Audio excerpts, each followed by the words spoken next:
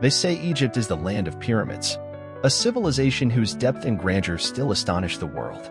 But what is the truth behind that grandeur? Were the pyramids really built by slaves? And was their civilization based on magic or science? Let's uncover the real story of ancient Egypt today.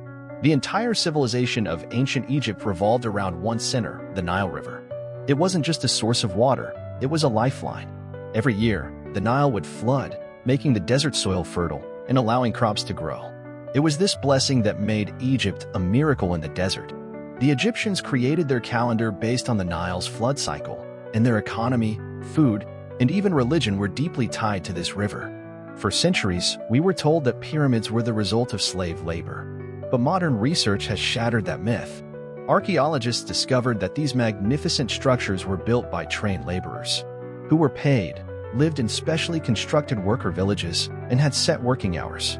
The pyramids were not just tombs, they were symbols of power, unity, and the pharaoh's divinity carved into stone. Ancient Egypt's science was astonishing.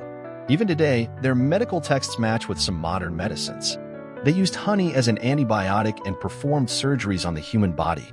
Their knowledge was based on astronomy, tracking stars, counting days, predicting seasons. But remember, science and religion were not separate for them. Every calculation, every experiment existed under the divine system of God.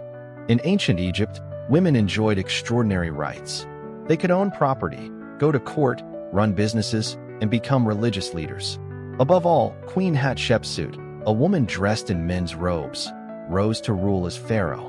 This wasn't just female empowerment, it was social strategy. Where needed, women took on equal roles of leadership and power. The fall of ancient Egypt didn't happen overnight. It slowly came under the influence of Nubians, Assyrians, Persians, Greeks, and Romans.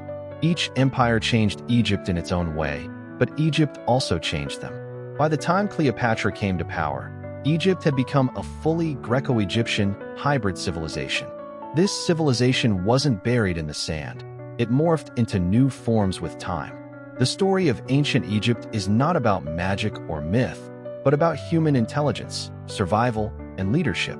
These were people like us, wise, emotional, power-seeking, and constantly battling against time.